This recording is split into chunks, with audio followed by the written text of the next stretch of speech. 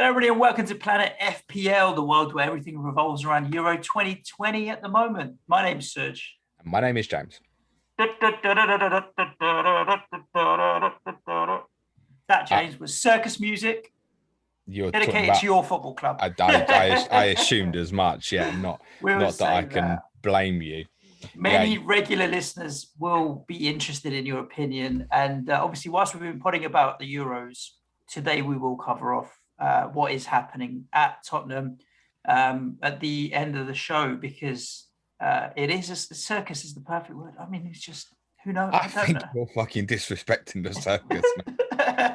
Because from a neutral's point of view, the circus is entertaining, and watching this is pretty entertaining. But okay, yeah. Well, I'm on the inside, so I probably don't feel the same. You probably feel like one of the circus animals who probably don't want to be there, but are being carted out, mate. I always have a choice. I'll be at the circus come August. Let's talk Euros first. Indeed. I learned something yesterday, James. Okay, that's every time when we're doing season review pods, or when we're just kind of doing general Q&As, people always send in the question, what changes would you make to FPL? Or what chips would you like to see in FPL? And my answer now, Limitless. Because it's fucking going quite well so far. Okay, how many points you on? 58. Okay. I've had, obviously, Donnarumma, Spinazzola, Immobile did fine. I captained Yarmolenko yesterday. That's a 20-pointer, which I think now is a stick for me, because I need Kane or Mbappe to score 2 goals just to match him. So, yeah. And then I had Dumfries as well go off. My only blanks are Wijnaldum and Meunier. And who do I have to replace Wijnaldum and Meunier? Oh, Hernandez and Mbappe. So I feel quite comfortable. I've got Kane and Sterling to go. Luka Modric, Jordi Alba. I feel, confident. And even if one of those doesn't play, I've got Ferran Torres to come in. So 58 points so far.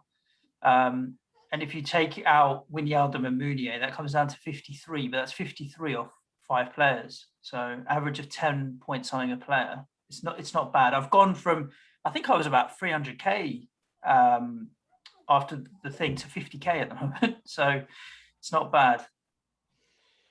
Nice. Yeah, I've had a reasonable start. Other than the fact I haven't really hit a captain yet. I captained Depay last night, and a little bit like yourself, had he put the second chance away? Yeah, he should have. That Weghorst put on a plate, which Jermaine Genius, who was on commentary, was absolutely obsessed with the fact that Weghorst should have shot, completely overlooking the fact he gave Depay a fucking tap in from 6 yards. Yeah, it's like the alternative when De Vries scored. The guy, I don't remember his name, Marlon. I mean, he could have shot, but he put it on a plate. It was the right thing to do, pass for Weghorst, I think.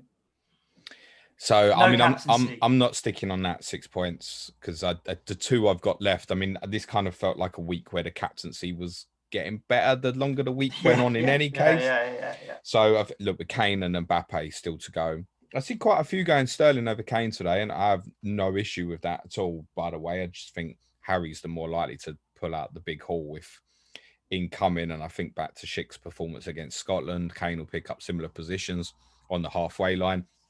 So I'm going with Harry Kane, captain today. But yeah, not too bad for myself. So, I mean, like, I've had Dumfries, Yarmolenko as well. So that set me up okay. Spinazzola, Depay. I'm on 44 from 6 played, but I can obviously lose Zinchenko and Insigne. Technically, I've got 7 players still to go. And on, let's say I'm roughly on about 40 with the subs or so. So, yeah. All right. It's an okay start. And I'll be honest with you, I haven't hit the captain, so at the moment I'm well behind everybody this week. Yeah, of course. Well, you're not well behind everybody this week, mate, because if you look on Twitter, and shout out to a few of our pod friends, Tom Cantle, I mean, he's played his Limitless. His has gone to garbage. He's like 25, 30 points or 7 or something. What are you digging Tom out for? I'm not. I'm just saying you're behind most people. I'm saying you're not. You're ahead of some people. Okay, I've seen quite a few on Limitless that have had disastrous Limitlesses so far. All right. I'm not saying lots, but there are a few that have got in the 20s and 30s. But you know what? The good thing is you still got 3 more opportunities of players coming off the bench. France haven't played yet. There's quite a few 50-50 calls, what I've seen out, and some have landed on the right side of both and some have landed on the wrong side, like Mounier, I think, Zinchenko and Dumfries. Most people was probably 2 from 3 of those. So, I mean, Zinchenko obviously blanked, but I've got Dumfries.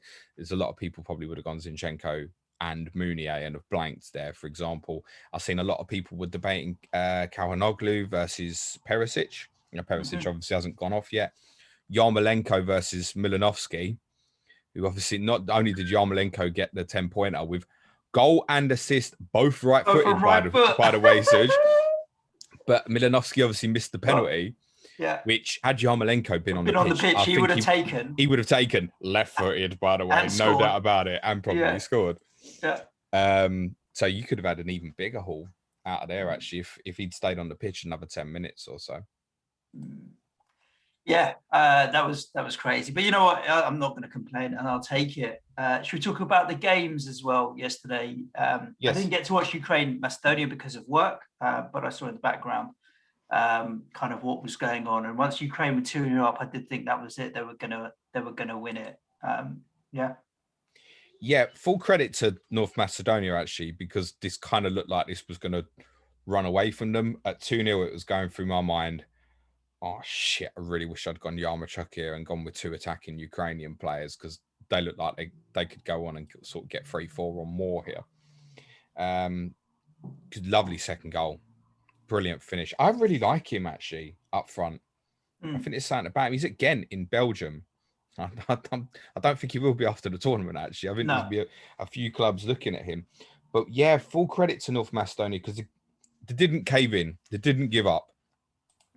I wish they'd have played in the first half like they played in the second. Now, I know a lot of that was Ukraine kind of inviting them on. Come on, then. But they had a real go second half. Ukraine well deserved to win, I think, overall across the whole 90 minutes. But at least they stuck at it. This was a good match. I kind of thought it would be. Someone said to me in the office yesterday, Ukraine, North Macedonia. I said, look, Ukraine were good Sunday night. They were fun. They played between the lines. They did that again, particularly in the first half yesterday. And North Macedonia were okay. They've done themselves a credit. I know they've been beaten twice. I mean, you have to put it into context of the size of the nation and talent. They've scored in both games. Well, unlucky. I mean, Austria got away from them right at the death. That was 2-1 till very late on, wasn't it? This obviously could have gone the other way and finished 3-1 if Milanovsky had scored the penalty. They've done okay. They're out. There's no combination of results that means they can stay in now, which I think for the older generation makes people instantly suspicious about Ukraine versus Austria next week, because a draw will... 1-1 draw puts them both through. Well, any draw, 0-0, see them both. True. See them both through. And that skepticism from the older generation stems back to the famous game in 1982 in the World Cup in Spain, where a 1-0 win for West Germany against Austria would guarantee both teams went through at the expense of Algeria. And West Germany scored after 8 minutes, and the rest of the game was basically played in farcical conditions. I think this is a little bit different, though. And what's also interesting is in that Ukraine-Austria matchup to consider is the loser is fucked in the last 16.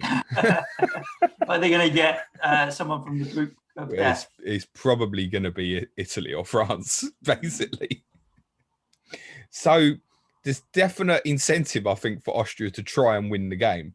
I think, though, Ukraine are the better of the two teams. So yeah, definitely on what we saw against the Netherlands. But I'm not convinced that it will be the kind of board draw that will guarantee them both going through.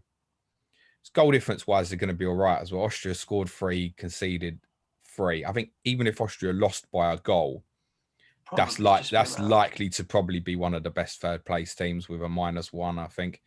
So I'm not convinced it will be that dull. I think Ukraine are the better the two sides, though. I thought that before yesterday, and my opinion's not changed on that. No.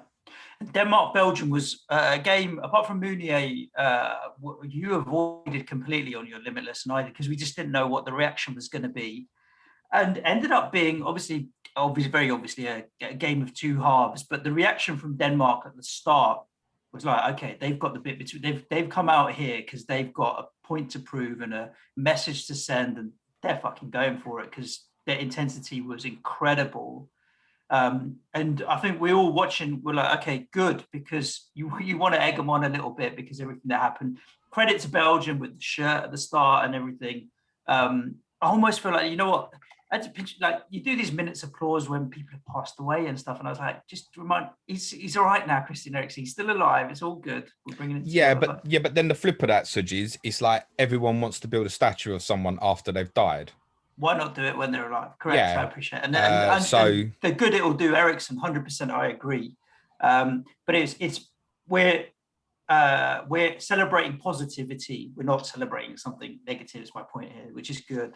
And Denmark went for it, but I think it was one of those where, you know, right, you G'd yourself up in the dressing room, adrenaline's high. Let's go for it.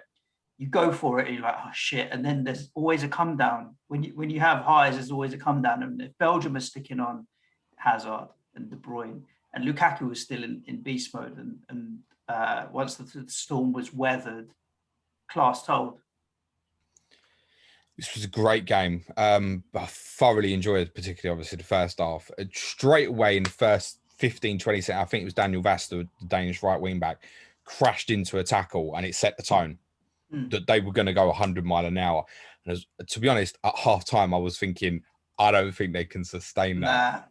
It's hard. Because, I'm particularly, obviously, I don't suppose it was that hot in Copenhagen, but it's still warm temperatures. You're not doing it in freezing cold conditions to maintain after a little break. The energy levels is tough. That said, after they went behind, you know, Braithwaite hit the bar with a header and stuff. They had other chances. Their first half performance, they overwhelmed Belgium.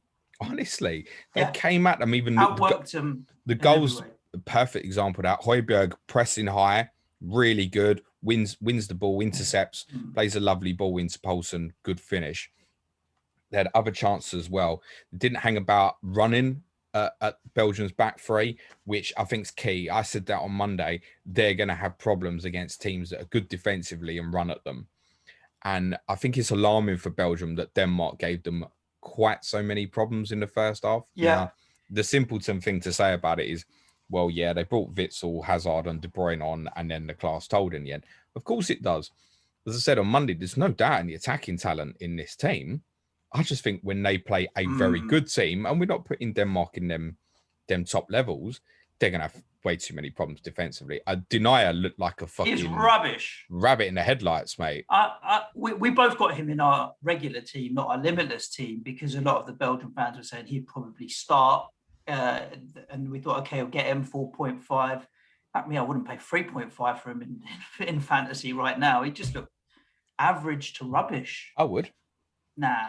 Yeah, honestly, look, if they go through and he's going to stay in the team, I said on Monday as well. I don't think it's stay in the team. Well, Martin has said that Boyata had played Zuba a lot of times in the past and done well against him. Yeah. And I said that might be why, and he might go back to Denier for the other games. But then I hope our paths cross with Belgium. Because... The reality is, a 4.5 Belgian defender, in spite of the fact saying they've got defensive problems, if they make the knockout stages, and if he's going to be first choice, he's still a go-to, really.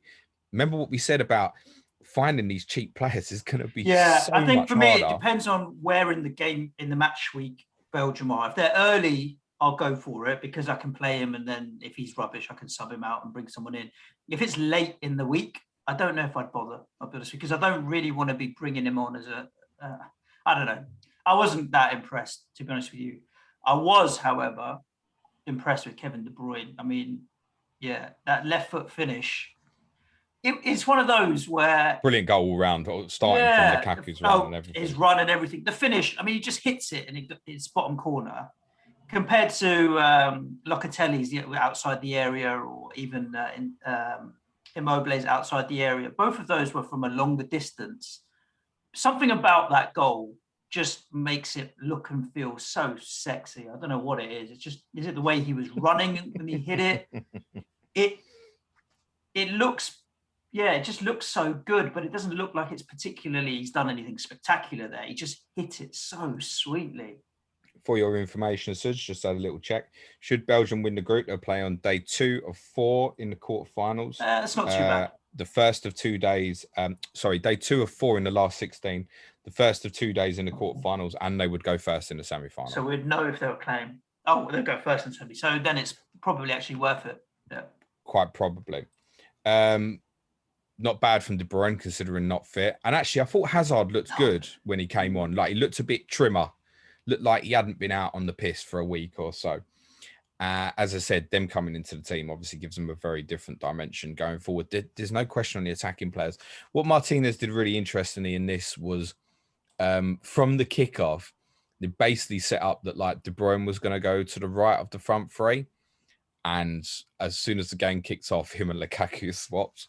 And Lukaku kind of went into a position we've seen basically Marcus Rashford play quite a lot when him and Martial played as split forwards for Denmark, where he's constantly pulling out to the right. Denmark, and it's something. United. What did I say? You said Denmark. What the fuck did I say Denmark for? They were playing red. They're both playing red.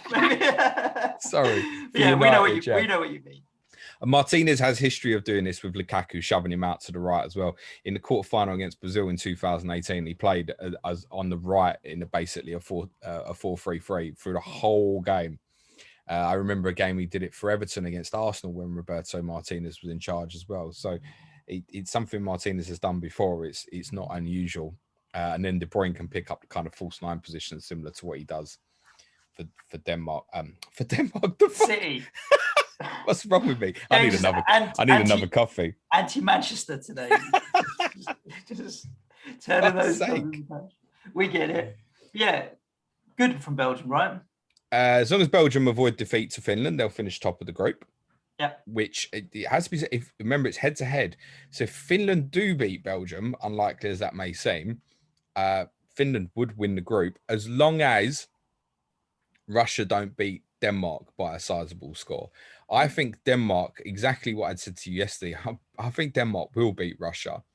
And I think Denmark will still finish second in this group on the head-to-heads, basically, because I don't see Finland getting anything against Belgium.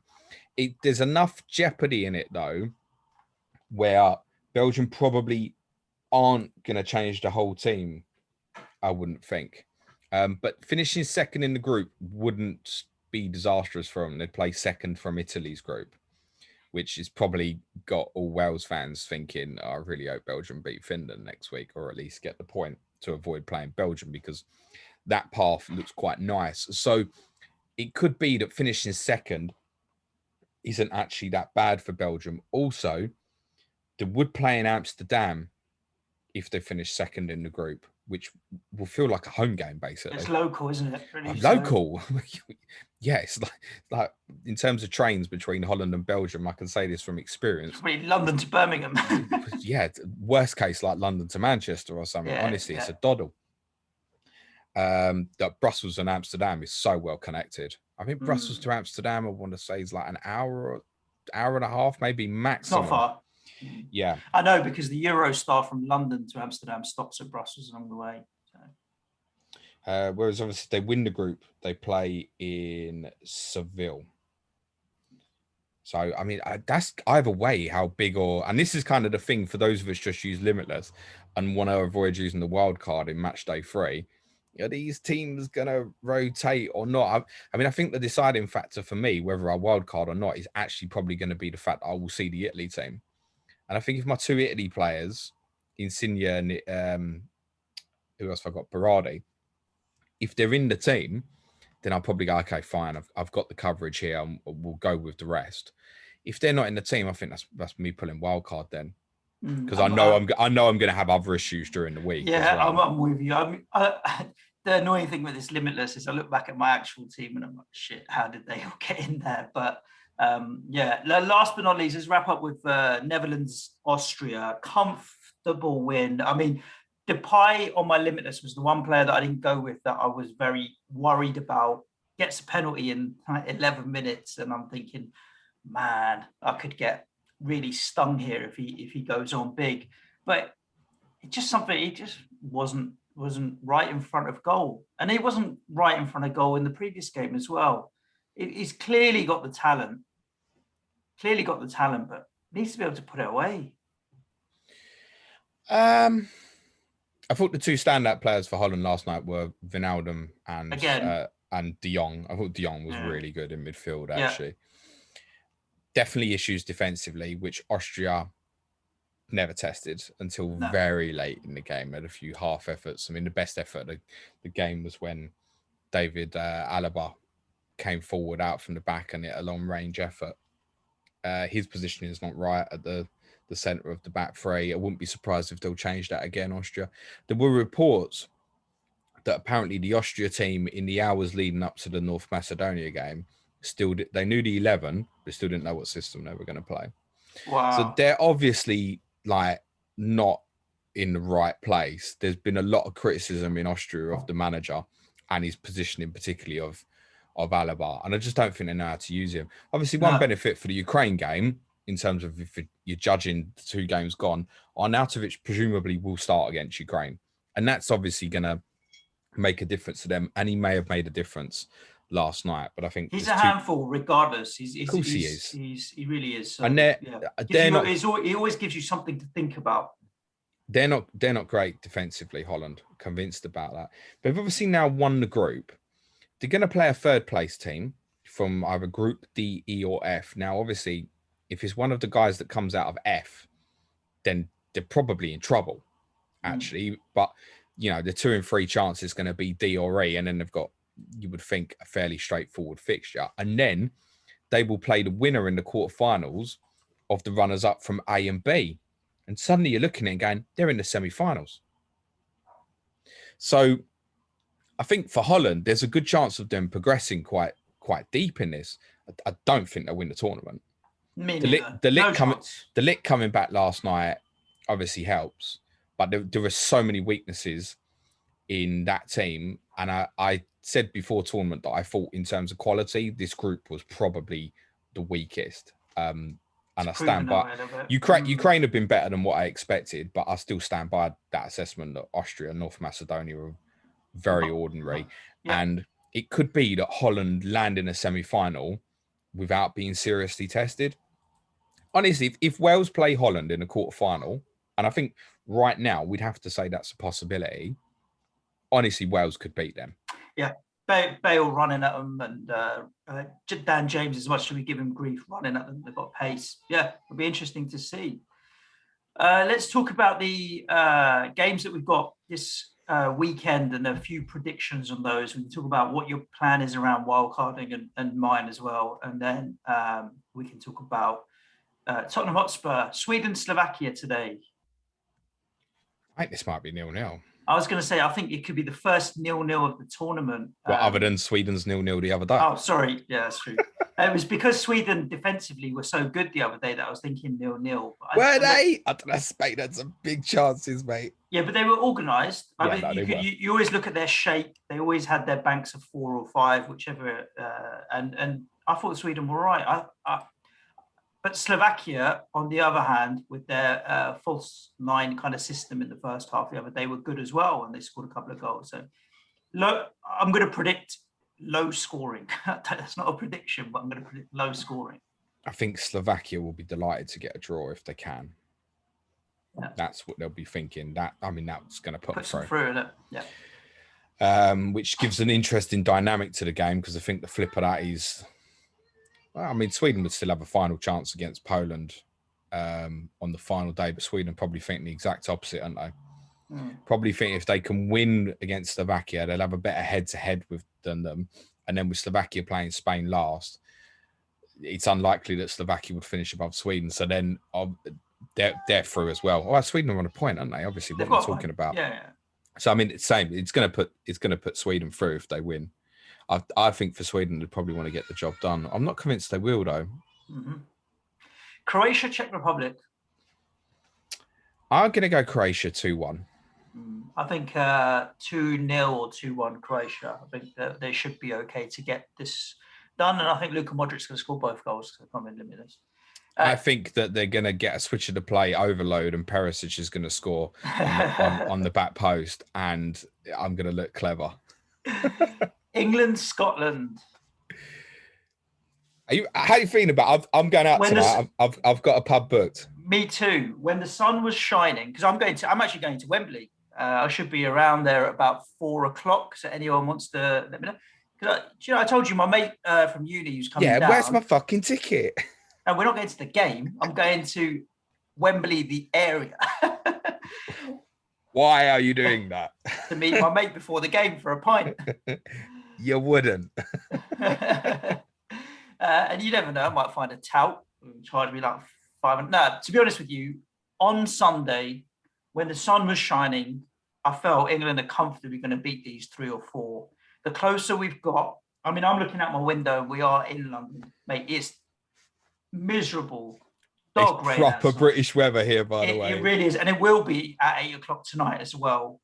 I would take scrappy 2-1 all day right now. Oh, yeah, I'd take any win tonight. Anyway, it's just, I don't think it's going to be a great watch. I don't think it's going to be good conditions.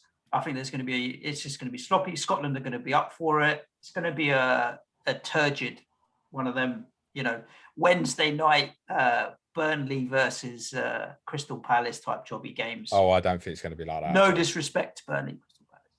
I don't know. It's the nerves in me, though, James, that's making me think like that. It's not the logic. It's the emotion of, this is like the derby game and it's wet and miserable and we've got to win and, what if we lose and all of that kind of stuff. I just think I'd take a 2-1 right now if you offered it to me. Yeah, I'd take any win tonight. Get the job done. I do think England will win. I do think England will win. We do have enough quality to get it I do not think England are going to be smashing Scotland tonight. No. I think the conditions make it more likely for more goals, to tell you the truth. It is absolutely, we're both in London, he's absolutely battering it here at the moment. And it has been since last night. And it looks like it's going to continue throughout the day. So if you've been used to seeing games in very hot weather so far in this tournament, you're not going to see that tonight. You're going to see something that looks up, more than likely. Well, that's a problem, considering semi-finals and finals got to be played on that pitch. Not good at all. We should have too much for them. They're going to be delighted to have Kieran Tierney back in the team. It's going to make a major difference to them in what they do on the left-hand side. But I think the imbalance that England naturally have anyway of their own left-hand side with the positions that Mason Mount takes up means that they're really going to target Scotland's right-hand side quite obviously, I think, and should have too much in those areas. There are strong rumours this morning that Luke Shaw and Reece James are going to come into the team. The suggestion is that will be for Kyle Walker and Kieran Trippier in straight swaps. I would not be surprised, however, if that's a change of system to a back three, because obviously Scotland play that way as well. We spoke when Paul McAnulty came on with us last week and told us that there's every chance Scotland could play a front two of Dykes and Adams. And I think they will tonight. I actually think they'll go front two. So I think England might end up going with a back three to counter that. Means what? Mings, Stones and? Well, I think there's a chance. Maguire's fit, isn't he? He said he's fit. He's declared himself fit. Southgate said he'll play some part tonight. That doesn't really mean how much. We don't know, but, I wouldn't have thought, in this weather as well, I wouldn't have thought Maguire would start. Nah, it's not worth it. No, I agree. I don't think so. But he said he'll use him as a substitute at some point, didn't he? Interestingly. I'm not quite sure how that works, and that you're going to use a centre-back. I mean, if we're blessed to be 3-0 up, yeah, great. Give him half out at the end and stuff. And I think Billy Gilmore will play for Scotland. Okay. I really think Clark's going to change the team up a bit. I haven't heard anything that kind of backs up that theory. I just think to bring Gilmore in. He's going to go on the pitch at Wembley and look like a superstar, because he is. It's so untypical British player, basically. I think Gilmore will play. I think Che Adams will play. I actually think Scotland are going to go for it tonight. Now, that could backfire spectacularly. Yep. It could. Like England can, if Scotland go for it and England let them have more of the ball than they should have, I mean, England could do them over something silly on our left-hand side. 100%, yeah. Particularly later in the game. But I don't think it will go. I think England will win, but I think it will be close. I'm going to go... I'll go 3-1. Okay. Hungary, France. 4-0, France. When's that? That's during the hangover, isn't it? Tomorrow, 2 o'clock. I'll go the same as Portugal. I'll go 3-0. Okay. I think 4-0. Portugal, Germany, also during your hangover, 5 o'clock. If it's anything like the last time I went out, mind you, I'd started a lot earlier. Spain, Poland's also going to be in your hangover. I'll be hungover for England and England's game against Czech Republic on Tuesday. Germany, I think Germany beat Portugal. I go 2-1. I'm going to go 2-1 Portugal. I think Ronaldo up top is going to end up scoring again. I think Portugal 2-1. Spain, Poland, last but not least. 2-0 Spain. I'm going to 1-0 Spain. Again, they're going to dominate, though, 80% possession. Just whether or not, I mean, if they play Morata again, I think 0-0 because I can't score for Toffee. But yeah. I think Marino will come into the team. And I mean, my regular team is I've obviously got two big issues: Cancelo and Eriksen out of the tournament. So my 2 free transfers, if I'm making any, are Cancelo and Eriksen. Then I'm looking at my squad in terms of Donnarumma and Berardi, Lukaku, Depay, Mount, De Jong, Torres, Stones, Denea, Bednarak, Souček, Morata, Radicki. It's the $1 million question: who's going to play, who's not? The likes of Souček, Morata, Bednarek, Pau Torres, Mount, and probably Lukaku and Depay, I think, would play. It depends on the results, doesn't it? That's the problem here. I mean, if England were to get beat tonight, they're going full strength on Tuesday. Correct. Now, full strength might mean changing that team up, but in the case of, say, Mason Mount, it's going to play, right? John Stone's going to play. Exactly. So it really depends on the results. I mean, even if you take Italy-Wales, we know where we're at for that game on Sunday. Do Wales even rotate? Honestly. They should. They? Does Bale need to play that game? It's also down to that. This becomes kind of, would you rather come out of this with, your blank game weeks in FPL, would you rather stomach it with 8-9 players and not waste your wild card, or use your wild card and try and get to 11 players and still possibly end up getting fucked because of rotation and what goes on? So for me, if I feel like I've got 8 or 9 players that I definitely think are probably have got a game to play for and are likely to play, like Thomas Souček, I don't have any doubt that he will play. Pau Torres, I think he'll play. Bednarek, I think he'll play. So I feel like I'll get to 8, 9, and I'd like to just take that as I think in a lot of the cases, the teams might be a little bit stronger than what we're expecting.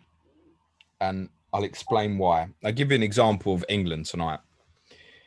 England obviously play Czech Republic on Tuesday. Now, should England win the group, which are obviously favourites to do so at the moment, even if England lost tonight, if they beat Czech Republic on Tuesday, probably still winning the group. England would go last in the last 16, won the last day anyway. So England's last 16 match, if they win the group, is 11 days from today. That's a long time. If he was going to change the whole team from for the Czech Republic game, that's a really, really long time. Do you not agree with momentum that? In tournament football? You want to keep a bit of momentum. So you got 5 subs. Start strong, and just after 60 minutes, bring 5 off if you're doing well. So yeah, I agree with you. I'd rather the team played 60 minutes and didn't have the 11-day gap and had a game in between. Yeah, totally. Same applies to Italy. Now, for those who are kind of, do a wild card or do I go with the team I've got? Obviously, Italy's great because we get to see the team. And it might be for me, for example, Suj, if he picks a really strong team, it could be that one of my replacements is to add a third Italy player because I'm going to get to see the team. I mean, Cancelo Spinazzola for me, if he's playing, is just so easy. Yeah, well, you're going to get to see it. So same thing for Italy. Italy obviously played on Wednesday night against Switzerland. Their last 16 match will, if they win the group, will be next Saturday. That's a 10-day gap if they change the whole team for the Wales game. Now, it depends what I kind of think, what camp do you fall into here? Do you think, well, it's been such a long season for everybody, the players could really do with a week off? But I think in tournament football, generally, momentum's quite... very important. Yeah, a little bit. And I'm not convinced that teams will go sort of wholehearted changes. I mean, a good example might be, say, Lukaku against Finland. He's probably looking at and going, boss, I've just blanked. I want the fucking golden boot. Hey, let me play. Yeah. Picking captains is going to be really difficult, I think. And what I would say is, if you have the early games kind of situation. Well, yeah, ideally, but I think for this particular week, if you find a good early captain, 9 points or so is a definite stick. I think even maybe if I'd say Insigne on Sunday and he gets an 8-pointer, probably stick. The other problem I've got for my actual squad, if I don't wildcard next week, is I've got no player on the Tuesday night.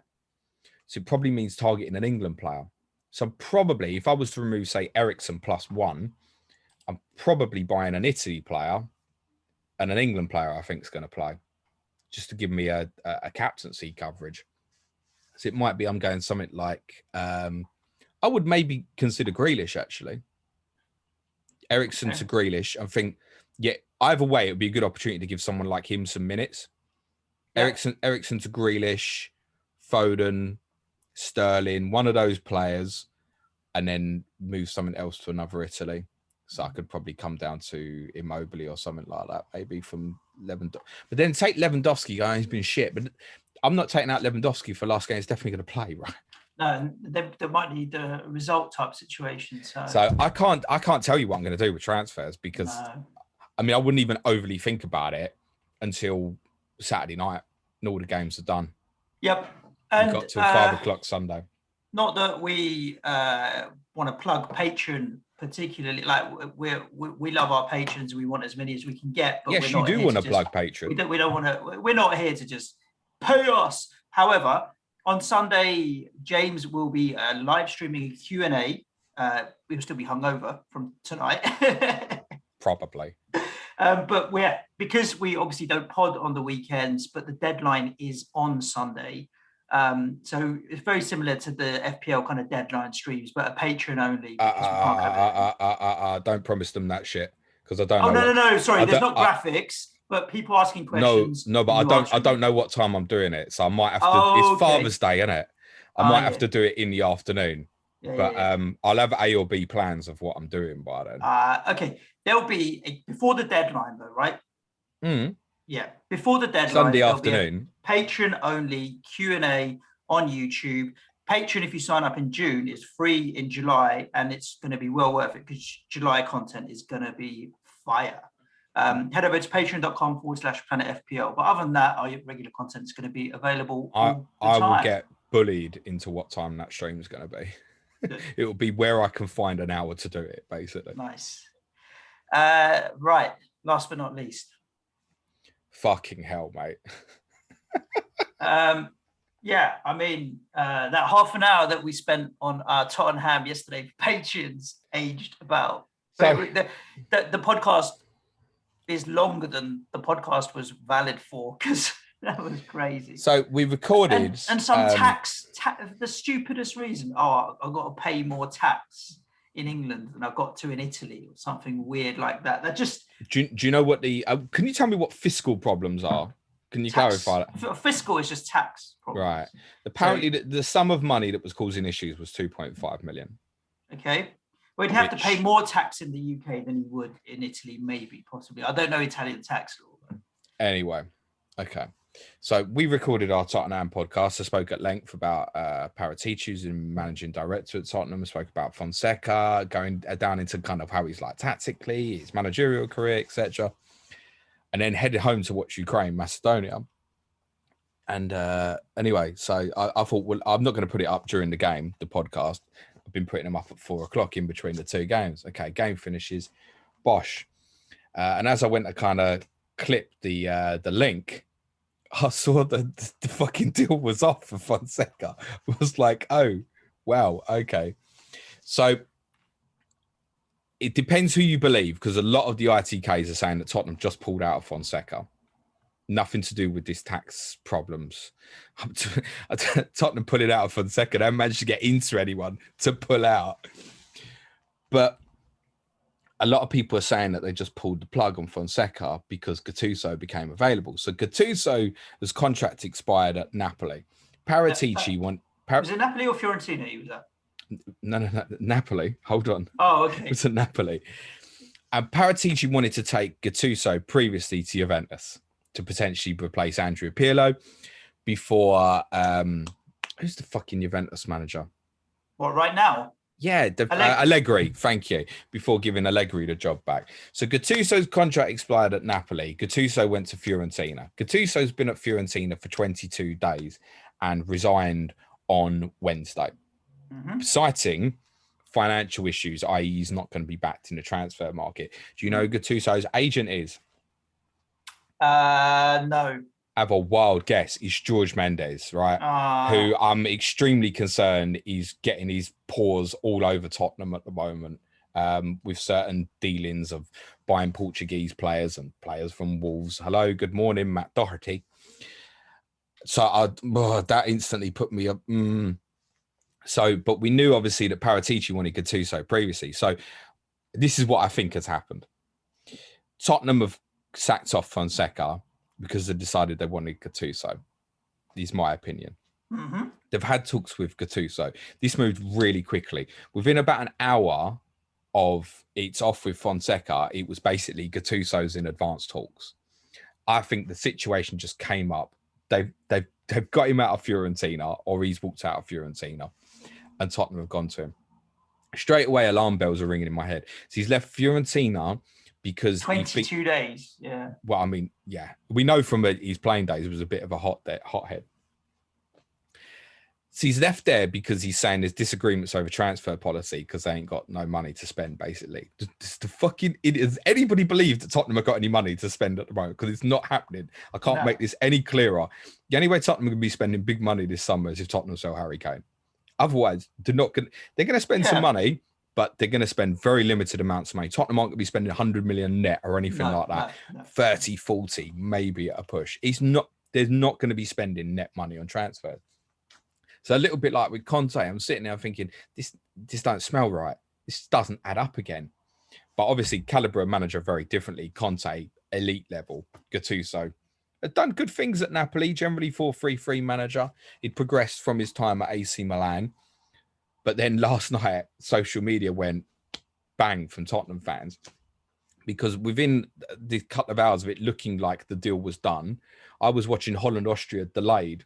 So I wasn't looking at my phone during the game. Came back, and it was all over social media. No to Gattuso, with quotes. No to Spurs or no to Gattuso? No to Gattuso, and lots of Levy out, obviously, but no to Gattuso. So you're saying is Tottenham fans said they don't want Gattuso, as opposed to Spurs said no to Gattuso. Yeah, and mainly because of comments that he's made previously in his career, where basically the comments make him look like a racist, a homophobe, and a sexist. He's a nutter. So we've gone from, remember as well, Tottenham have put out another video last week, a 5-minute interview with Daniel Levy, which you can see on Tottenham's Twitter account. Very easy to find. You'll probably be sick in the back of your mouth if you watch it, but it's freely available to everybody. Where he repeated the DNA, we want to play a certain brand of football, which I'm not saying Gattuso wouldn't play that, but a DNA of like who we are, right? I'm telling you, right? Pointing someone who's racist, homophobic, and sexist was definitely not going down any DNA Tottenham route. And you put yourself in a position where you can't appoint Gattuso. And David Ornstein from The Athletic kind of broke the news first this morning about 7:15 UK time that like Tottenham are not going to go for Gattuso. And I think the idea was Paratici decided he wanted Gattuso over Fonseca. So they sacked off Fonseca. They didn't do the due diligence on Gattuso previously. And now they've got fucking neither. And that's what I believe has happened. And start again. I agree. I think that makes perfect logical sense. So circus, he's so spot on, mate. So frustrating. I mean, I couldn't care. I mean, I care for you, but I couldn't care less in that sense. But I don't know where you go now, because the problem is you're getting a bit of a reputation here. Like if I was a manager, if they phoned me up today, the club through the mud, mate. If they phoned me up today and said, come and interview, I'd be like, first thing I'd want to know is like, okay, so you spoke to Poch, you spoke to Conte, you spoke to Fonseca, and you spoke to Gattuso, and none of these guys wanted to come. Tell me why. Because I want to know. And there's people that they haven't spoke to who they sounded out. Who Ten Hag. Well, I'm not sure that Ten Hag didn't want to come, actually. I think Tottenham went in a different direction, and they may find they're going back for Ten Hag again. Unbelievably, after first speaking to him in April. Yes, in April. Brendan Rodgers was one who they sounded out and was very clear. He was like, fuck off with your circus. I'm not going there. I don't know where Tottenham go with this now. I've no idea. Ryan Mason. To be honest, as far as Tottenham fans were concerned, kind of globally last night, Mason over Gattuso. If Tottenham had decided to go in that direction, where how could you almost appoint someone that was worse for the football club's identity than Mourinho? And Tottenham looked like they were going to be capable of doing it last night. I don't know where it goes. Just go and get a good young coach who wants to play attractive football.